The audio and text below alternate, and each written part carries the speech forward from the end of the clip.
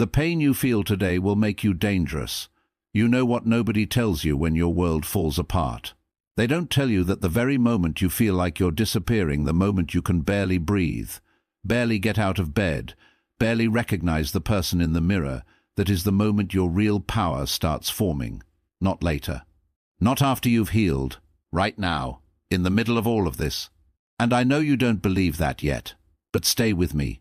Because by the end of this, you're going to look at everything you've been through with completely different eyes. Let me ask you something, and I want you to sit with this honestly. How long have you been pretending you're okay? How many mornings have you woken up, felt that heavy weight already sitting on your chest before you even opened your eyes, and then just pushed through it, smiled when you had to, said, "I'm fine" when someone asked, kept going because stopping felt too dangerous? Maybe someone left you, and not just left but chose to leave. That's a different kind of pain, isn't it? That particular sting of being somebody's option when they were your everything. Or maybe it's not a person. Maybe it's a version of your life that didn't work out, a business that failed, a dream you watched go quiet, a chapter that ended before you were ready to close it. Or maybe you can't even name it. You just know that something inside you feels cracked, and every time you think you've patched it up, it cracks again.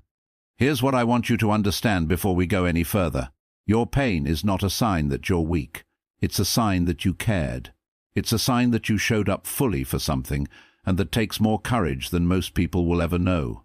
But here's the part they never tell you. That same pain, that very thing that's currently tearing you open, is also building something inside you that the world has never seen before. The person who has felt nothing has nothing to give. Think about the most impactful people in your life. Not the ones who had everything easy, the ones who actually moved you, the ones whose words hit different, the ones who could look you in the eye during your worst moment and make you feel understood. Where did that depth come from? It came from somewhere real, from their own version of what you're going through, from a night they sat on the bathroom floor, from a relationship that gutted them, from a failure that made them question everything. Pain is what turns a person from someone who knows something into someone who understands something. And that's a completely different thing. Knowledge you can get from a book. Understanding, you can only get that from living through it.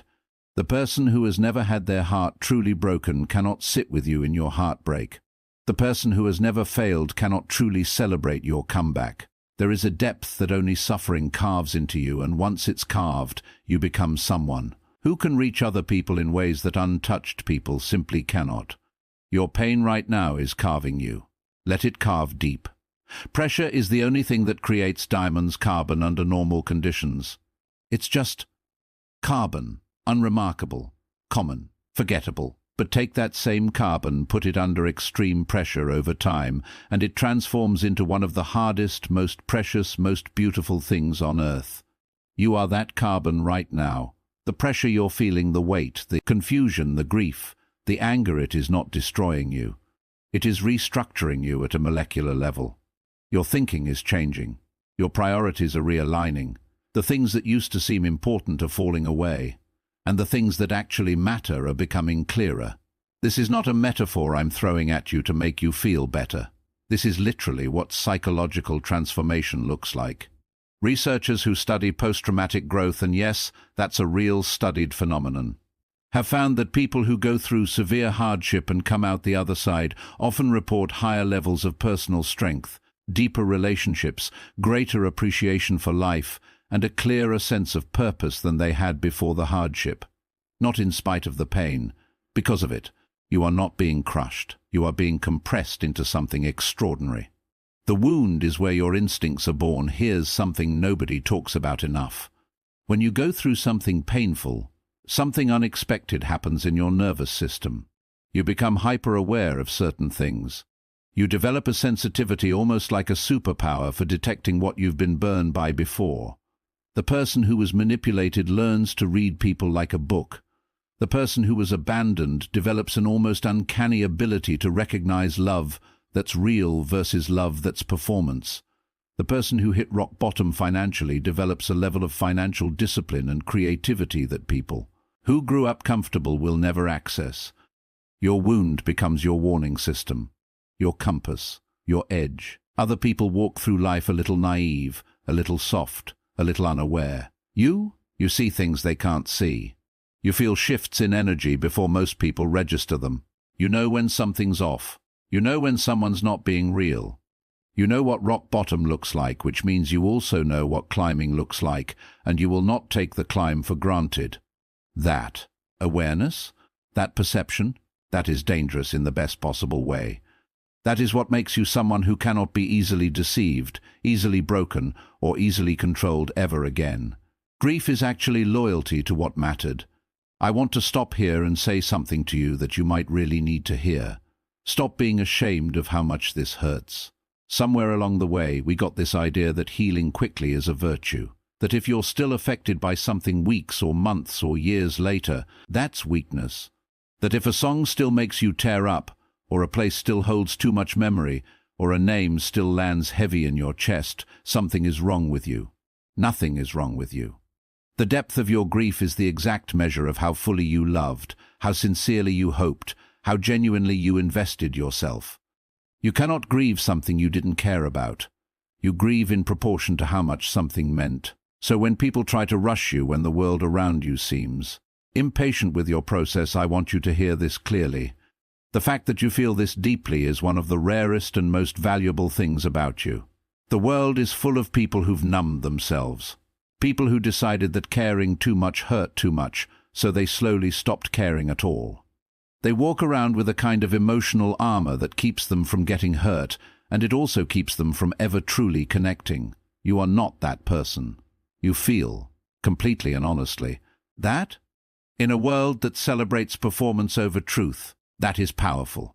Who you become in the dark is who you actually are. Let me ask you something else. When everything was fine, when life was comfortable and predictable, and you had no real reason to look inward, did you? Did you ask yourself hard questions? Did you examine what you believed, what you wanted, who you were underneath all the routines? Most people don't, not because they're bad people, but because comfort doesn't push you towards self-examination. Comfort lets you coast. Pain does not let you coast. Pain forces you into a kind of honesty about yourself that you simply cannot access any other way. It strips away the version of you that you performed for other people. It strips away the identity that was built around what you had, what you achieved, who you were with. And what's left, the raw, unpolished, undeniable core of you, that's who you actually are. And here's what I've noticed about people who have been through real darkness. They come out with a clarity about themselves that is almost unshakable. They know what they value. They know what they won't tolerate. They know what they're capable of. They know who they are when everything is taken away. That kind of self-knowledge. It cannot be bought. It cannot be skipped. And it makes you formidable. The people who broke you accidentally freed you. This one is hard. But stay with me. Think about the situation, the person, the circumstance, the failure that caused your pain. Now ask yourself, before that happened, were you truly free? Were you truly living on your own terms? Or were you quietly shrinking? Quietly tolerating things that weren't right? Quietly building a life around something or someone that was never actually yours? Sometimes the thing that breaks us was also the thing that was limiting us. And we couldn't see it from the inside. The relationship that ended. Maybe it was keeping you from becoming who you were meant to be. The job you lost. Maybe it was a door closing on a path that was never going to lead where you needed to go. The plan that collapsed. Maybe it was clearing the ground for something that actually fits. I'm not saying the pain isn't real. It is. I'm not saying you should feel grateful right now. You don't have to. But I am saying this. The wreckage you're standing in right now might also be the foundation for something that couldn't have been built while the old structure was still standing. Sometimes you don't get to build the new thing until the old thing fully comes down. Surviving teaches you what you're actually made of. There's a version of you, the one from before all of this, who didn't know something that you know now. That version of you didn't know you could survive this. You didn't know you could function through this level of pain. You didn't know you could keep going, keep breathing, keep showing up with this kind of weight on you. You thought, maybe that? If something like this ever happened, you would just stop, break completely, disappear into it. But here you are, still here. And that fact, quiet as it is, simple as it seems, is one of the most important things you will ever learn about yourself. Because now you know. You know you're the kind of person who doesn't break, even when you feel like you're breaking. You know you have a reserve of endurance inside you that you had never needed to access before, and now you know it exists. That knowledge goes with you forever. Into every future challenge, into every hard decision, into every moment where fear tries to convince you that you can't handle what's coming. You can. You already proved it. You're proving it right now. The version of you on the other side is unrecognizable in the best way. I want you to imagine something. Imagine yourself 2 years from now. Not healed in the sense that the memory is gone, but healed in the sense that the memory no longer has power over you. You've rebuilt. Maybe differently than you planned. Maybe better than you planned. You're in a conversation with someone going through what you're going through right now. And the things you say to them, the specific, precise, deeply human things you say, they change that person's entire outlook. Not because you read the right book, because you lived the right pain. You become someone who walks into a room and people can feel your depth. You become someone whose words carry weight because they come from somewhere real. You become someone who cannot be easily shaken, easily fooled, or easily discouraged because you've already been through the thing that used to scare you most. That's what's being built right now, in the silence, in the hard nights, in the moments you almost gave up but didn't. You are becoming someone dangerous to every limitation that tries to define you. Dangerous to every person who assumes you're easy to overlook. Dangerous to every version of a small life that tries to keep you contained. Pain rewires your relationship with fear. Here's something fascinating that happens. When you go through something that you thought would destroy you, and it doesn't, your relationship with fear permanently changes. Before this, fear probably ran a lot of your decisions. Fear of rejection, fear of failure, fear of judgment, fear of being alone. These fears had power over you because the worst-case scenario felt unbearable.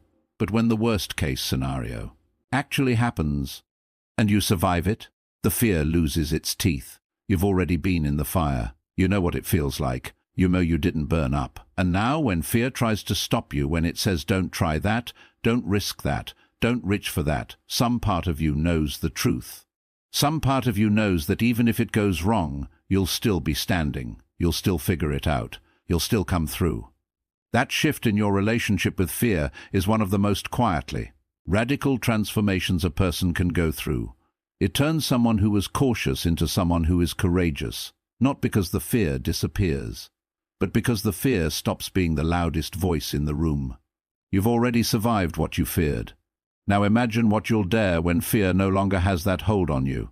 Your story is someone else's survival guide. The last thing I want to say to you, and maybe the most important, is this. What you're carrying is not just yours. Everything you're going through right now, the specific shape of your grief, your confusion, your quiet resilience, is going to mean something to someone who hasn't gotten through their version of it yet. Someone who is standing at the beginning of what you're in the middle of. Someone who desperately needs to know that a person can go through this and come out transformed, not destroyed. Your story, even the parts you're most ashamed of, even the parts that feel most broken, those parts especially are what someone else will recognize as their own. And your ability to say, I know what this is, I've been here, and here's what I know now, that is not just healing. That is a gift you are slowly becoming capable of giving. You are not going through this for nothing. The pain you feel today is the credential for a version of you that the world actually needs. Someone real, someone deep, someone who has been tested and hasn't looked away from the test. The world has enough people who have had it easy. What the world desperately needs is more people who have been through something real and are willing to talk about it honestly. That is you, right now, in the becoming. So let me bring this all the way back to where we started, the pain you feel today. Not yesterday's pain, the cleaned up, storyified, healed version. Today's pain, the raw, unfinished, confusing, heavy kind. That pain is doing something in you, something you can't see yet because you're still in the middle of it, but it is working. Quietly, relentlessly, without your permission. It's deepening your empathy, sharpening your perception, burning away what was never really you, building a foundation that cannot be shaken because it has already been shaken, and it held. You are not behind. You are not broken. You are not too far gone to come back from this. You are, right now, in the exact process that every extraordinary person has been through before they became extraordinary. And one day, maybe not tomorrow, maybe not next month, but one day you're going to look back at this period of your life and you're going to understand why it had to happen exactly like this. Not with bitterness, with clarity, with a kind of quiet, deep, unshakable gratitude for the version of yourself that got built here, in the dark, when nobody was watching. The pain you feel today will make you dangerous, not violent, not bitter, not hardened. Dangerous in the way that a person who knows their own worth is dangerous too. Anyone who tries to diminish them. Dangerous in the way that a person who has survived their worst fear is dangerous to every obstacle that comes after. Dangerous in the way that someone who has been broken open is now capable of a level of love, depth, and presence that the unbroken simply cannot reach. You are in the making, and what you are becoming. The world is not ready for it. If something in this landed with you today, if some part of this felt like it was written exactly for where you are right now, hit subscribe. Because this channel exists for one reason: to be the honest, deep conversation that you can't always have out loud. You belong here.